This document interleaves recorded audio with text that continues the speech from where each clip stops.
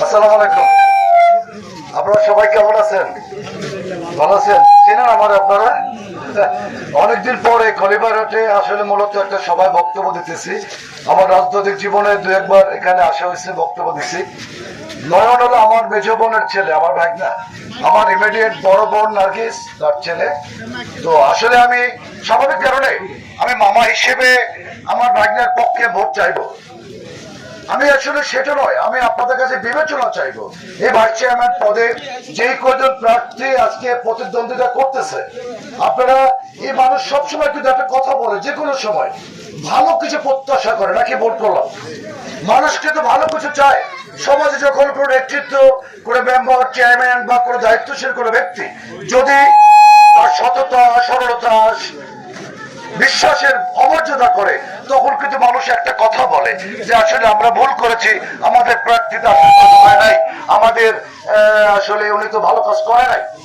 লোক যদি ভালো না হয়, ভালো কাজ সে কি করে করবে?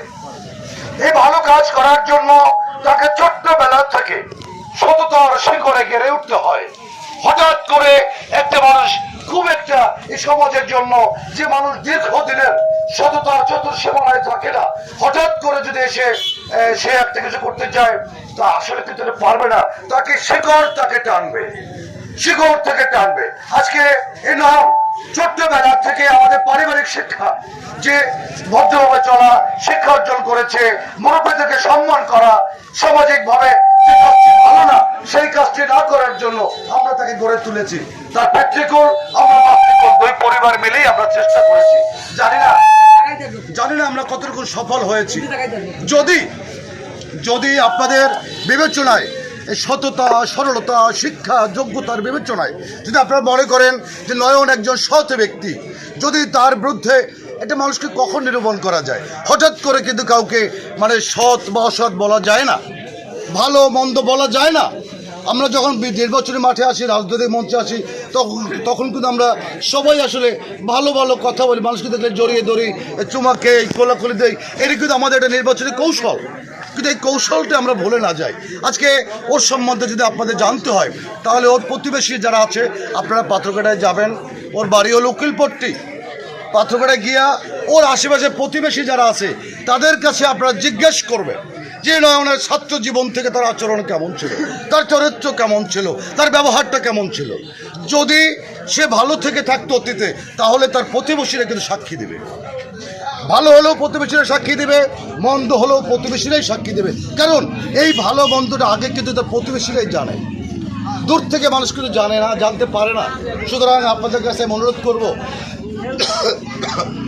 আপনারা ভোট দেওয়ার আগে সময় আছে এখনো কয়েকটা দিন, আপনারা আগে প্রত্যেকটা প্রার্থীর সম্বন্ধে আপনারা জানবেন, তাদের প্রতিবেশীদের কাছে খোঁজ দেন, তাদের আচরণ, তাদের বিচরণ, তাদের কর্মকাণ্ড কেমন।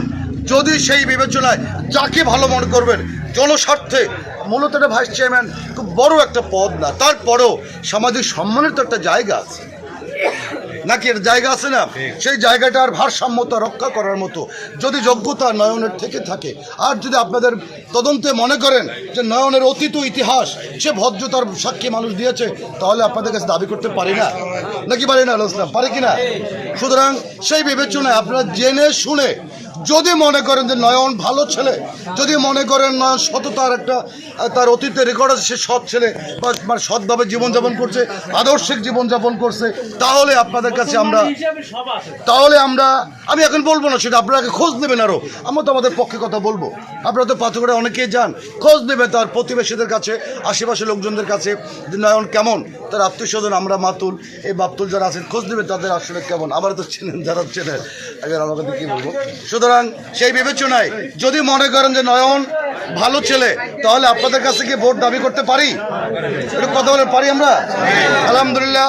যদি সে ভালো বিবেচনা আসে, দয়া করে আগামী 9 তারিখে আপনারা সবাই মিলে বাড়ির মুরব্বীদেরকে নিয়ে গিয়ে প্রথমে টিউবওয়েল মার্কায় আপনারা ভোট দিয়ে তাকে নির্বাচিত করবেন, এই আশীর্বাদ রেখে সকলকে ধন্যবাদ জানাই। আপনারা অনেক কষ্ট করেছেন এখানে, আপনাদের অনেকের চেহারা দেখেছি অনেকদিন পরে, অনেক ভালো লেগেছে। এখানে এই মাটিতে আমি অনেক সময় আসতাম, রাজনৈতিক কর্মকাণ্ডে ব্যক্তিগতভাবে ঘুরতে এসেছি, আমার অনেক স্মৃতি এই এলাকা আছে। সুতরাং আপনাদের সবাইকে ধন্যবাদ জানাই, সবাই ভালো থাকবেন। আসসালামু আলাইকুম।